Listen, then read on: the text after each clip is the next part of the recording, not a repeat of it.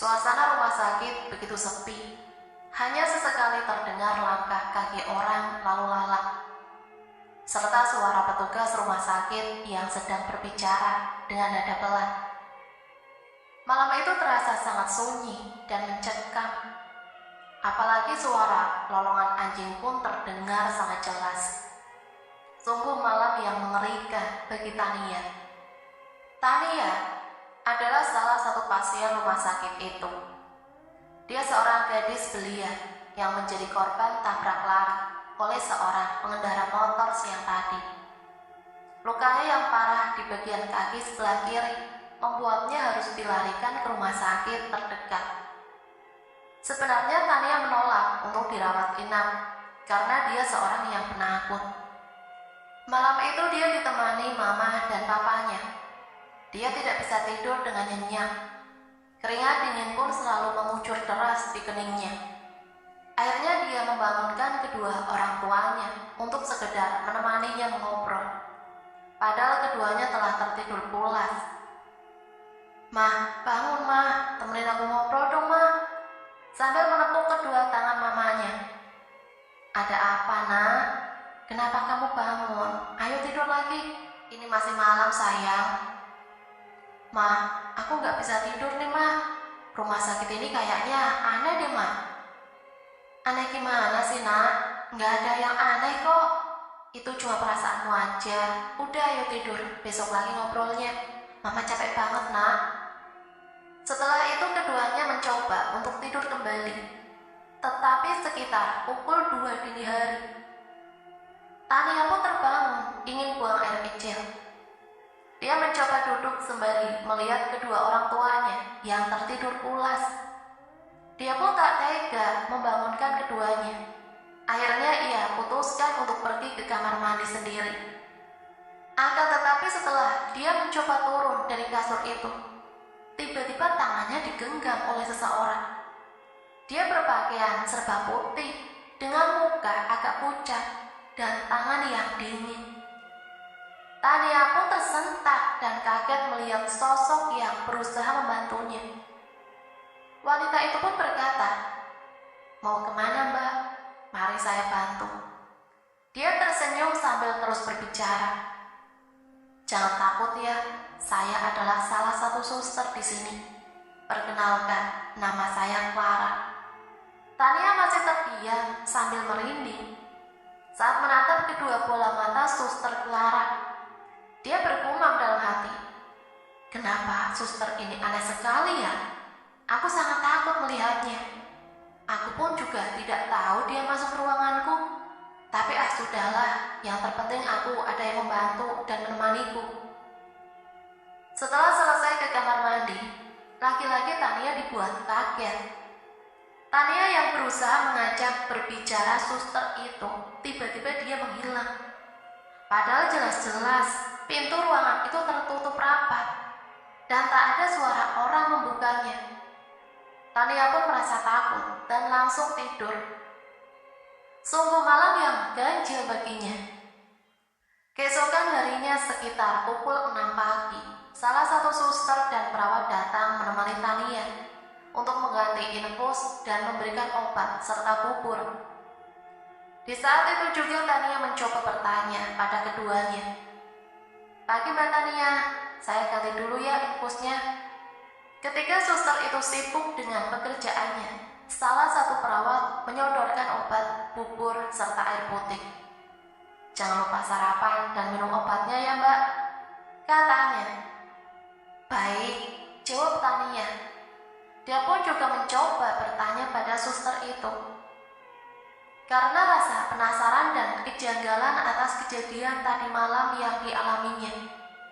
"Suster, saya mau tanya, apakah di sini ada suster yang bernama Clara?"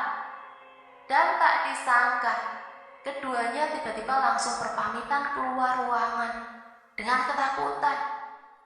Hingga salah satu dari mereka melupakan map di meja Tania. Tania pun menjadi tambah curiga dengan rumah sakit ini. Sebenarnya ada misteri apa dan apa yang mereka sembunyikan? Tania terus berusaha untuk membongkar misteri tentang suster Clara ini.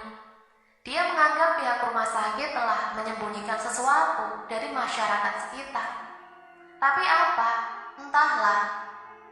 Setelah suster dan perawat itu meninggalkannya, orang tua Tania pun bertanya padanya, "Kamu tadi sedang membahas apa, Nak, dengan kedua orang itu? Kok kayaknya mereka ketakutan gitu ya?" Tania pun bingung, haruskah berkata jujur atau tidak. Lantas dia pun menjawab, "Ini mah, tadi aku tuh tanya tentang suster yang bernama Clara di rumah sakit ini. Tiba-tiba mereka pergi gitu aja." "Suster Clara? Siapa dia?" Tania pun langsung menceritakan kejadian malam itu kepada kedua orang tuanya. Mereka seakan tak percaya dengan cerita putrinya dan menganggap kalau itu hanya halusinasinya saja. Dari situlah Tania memutuskan untuk mencari tahu sendiri tentang misteri suster Clara. Malam pun tiba, suasana rumah sakit itu begitu sunyi. Hujan pun turun dengan derasnya disertai petir yang menggelegar. Tania mencoba keluar ruangan saat kedua orang tuanya sudah tertidur pulas. Dia pun mencoba memasuki ruangan demi ruangan. Namun langkahnya terhenti saat di depan ruangan yang bernama kamar mayat. Entah kenapa perhatiannya sangat tertuju dengan ruangan itu. Dia memang seorang penakut, tapi malam ini dia menyingkirkan rasa takutnya demi mengungkap semuanya. Dengan kaki yang diperban, dia pun berjalan perlahan. Dia membuka pintu dengan sangat hati-hati. Namun tiba-tiba ada seseorang yang menepuk pundaknya dari belakang. Tania pun berbalik badan. Dia terkejut karena dia ditegur oleh satpam yang berjaga malam di rumah sakit itu. "Mbak sedang apa di sini?" Lantas dia pun menjawab dengan gagap, Enggak, Pak, enggak. Saya kayaknya salah masuk ruangan. Saya pikir ini toilet." "Mbak, ini itu kamar jenazah. Itu kan sudah ada tulisannya di atas." "Oh iya Pak, maaf. Mata saya minus, jadi saya kurang bisa melihat jarak jauh." "Oh begitu. Ya udah Mbak, mari saya antar ke kamar Mbak." Tania pun tak kehabisan akal. Dia mencoba memancing pertanyaan pada satpam itu. "Pak, saya mau tanya, di sini ada suster yang bernama Clara nggak sih Pak?" Satpam itu tidak menjawab dan tiba-tiba beralasan untuk mengelilingi rumah sakit ini. Tapi Tania mencegahnya. "Pak, tolong berikan saya informasi tentang suster ini. Saya merasakan ada yang aneh pada dia." Satpam itu hanya menjawab, "Bukan kewenangan saya untuk menjawab pertanyaan Mbak. Coba tanyakan pada karyawan rumah sakit yang lain. Dan saran saya, jangan pernah pergi ke kamar mayat lagi jika tidak ingin mendapat masalah." Setelah berkata seperti itu, dia pun lantas pergi begitu saja. Apa maksud ucapan satpam itu? Mendapatkan masalah? Masalah apa? Ini benar-benar janggal. Aku harus cari tahu tentang hal ini. Dan akan aku terima semua konsekuensinya. Pagi ini Tania sudah melepas perban. Luka di kakinya sudah agak mengering. Dia masih penasaran dengan kamar mayat itu. Kenapa satpam tadi malam melarangnya pergi ke sana? Ada apa sebenarnya? Itu saja yang terus dipikirkan Tania. Mamanya pun membuyarkan lamunannya. "Tania, gimana Nak dengan kakimu? Sudah baikan belum? Apa yang kamu rasakan saat ini Nak?" Dia hanya menjawab, "Mah, bantu aku untuk mencari tahu tentang suster Clara ini, Mah. Ayolah, Mah, please." Rakyatnya dengan mata berbinar-binar. "Sudahlah Tania, lupakan suster itu. Kamu fokus saja dengan penyembuhan kaki kamu ini. Jangan membahas hal yang tidak penting." Sepertinya Mama Tania tidak suka jika putrinya membahas suster Clara. "Nurutlah Nak, apa kata mamamu ini?" Dengan nada tinggi. "Baik Mah, aku nurut deh." Dengan wajah murung dan tertunduk lesu. Malam pun tiba seperti biasa. Dia tidak bisa tertidur. Bayangan wajah suster Clara sangat mengganggunya. Tiba-tiba pintu kamarnya terbuka. ada sosok berbaju putih sedang mendekatinya. Dia sangat ketakutan karena sosok yang dilihatnya itu adalah Suster Clara. Tania pun takut dan badannya pun seketika panas dingin disertai cucuran keringat. Suster, Tania, bantu aku. Ungkap kematianku, Tania. Seketika Tania pun berteriak histeris. Astaga, ternyata Suster Clara sudah meninggal. Gumamnya dalam hati. Meninggal dengan wajah pucat. Iya, Tania, aku sudah mati. Aku sudah mati, Tania. Tidak! Tania pun pingsan dan tak sadarkan diri. Setelah kejadian malam itu, kedua orang tua Tania memutuskan untuk membawa pulang putrinya. Mereka tidak ingin hal-hal buruk menimpa Tania, apalagi pasca kejadian itu. Tania menjadi sosok yang pendiam, tertutup, dan lebih senang menyendiri. Kedua orang tuanya akhirnya memutuskan untuk menemui seseorang yang memiliki kelebihan. Iya, benar, orang itu indigo, yang dipercaya bisa melihat sesuatu yang tak terlihat oleh kasat mata. Dia adalah Bimo, pria berusia 45 tahun. Kemampuannya untuk bisa melihat dan menerawang kejadian masa lalu, entah itu peristiwa pembunuhan, kecelakaan, ataupun yang tak bisa diterima dengan nalar. Bimo pun datang ke rumah Tania untuk berusaha mengungkap keganjilan yang terjadi pada gadis belia itu. Pintu kamar pun diketuk. Tania, aku boleh masuk tidak? Tania pun hanya menjawab, iya, masuk aja. Dan benar, begitu Bimo melangkah kakinya untuk masuk ke kamar Tania, bulu kuduknya sudah berdiri. Dia merasakan ada aura ganjil yang sedang menyelimuti kamar itu. Dan yang lebih mengerikan, arwah Suster Clara itu berada di belakang Tania. Ternyata dia mengikuti Tania sampai rumah. Seketika Bimo pun terkejut. Dia pun menimpali. Apa yang kau mau, Suster? Maksudnya apa, Bimo? Suster itu mengikutimu. Kamu gak usah takut, ada aku di sini.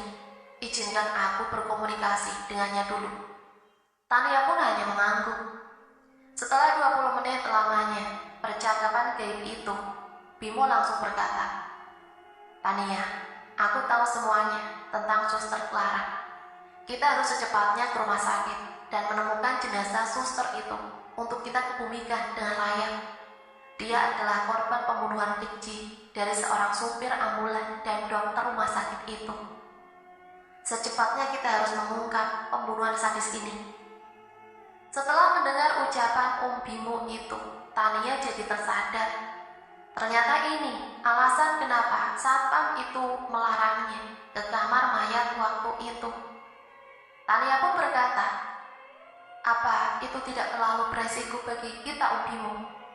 Aku takut kalau kita nanti mendapat masalah besar jika kita nekat mengungkap pembunuhan ini. Tidak, Tania. Sebuah kejahatan harus kita ungkap agar mereka mendapat hukuman. Jadi, ayo kita pergi sekarang. Baiklah, Bimo, ayo kita pergi. Sesampainya di rumah sakit, keduanya langsung berjalan ke arah ruang kamar mayat. Langkah Tania memang tak secepat Bimo, tapi dia berusaha keras untuk mengimbangi langkahnya. Setelah mereka sampai di depan ruangan itu, Bimo pun langsung menghubungi pihak kepolisian. Tania langsung gelisah karena takut ada orang yang mengenalinya dan membawa mereka pada masalah besar. Setelah menunggu 30 menit lamanya, akhirnya pihak kepolisian datang. Dari situ baru terjadi kehebohan. Seketika rumah sakit itu jadi ramai dan banyak orang yang berbondong-bondong untuk melihat karena rasa penasaran. Setelah pintu kamar jenazah itu dibuka, ternyata mayat Suster Clara disembunyikan di balik reruntuhan tembok. Mayatnya tidak utuh lagi karena sudah termutilasi menjadi beberapa bagian. Sungguh memilukan dan mengenaskan. Tania yang melihat kejadian itu hanya bisa menangis. Setelahnya, mayat dari Suster Clara dibawa untuk diotopsi. Garis kuning pun telah terpampang di bagian depan kamar mayat itu. Polisi pun langsung meringkus kedua tersangka pembunuhan keji Suster Clara. Akhirnya terungkaplah masalah besar itu. Tania dan Bimo seketika lega dan ikut bahagia. Tania, arwah Suster Clara terkadang masih sering menampakkan kepada mereka-mereka yang melihat hati kotor dan jahat. Desas-desus itu pun masih ada hingga saat ini. Desas-desus kemunculan arwah Suster Clara masih menjadi perbincangan hangat di rumah sakit tersebut. Padahal pelaku pembunuhannya telah terungkap. Namun arwah Suster Clara masih bergentayangan. Di satu sisi Tania sudah merasa lega karena sudah membantu mengungkap tabir misteri rumah sakit itu.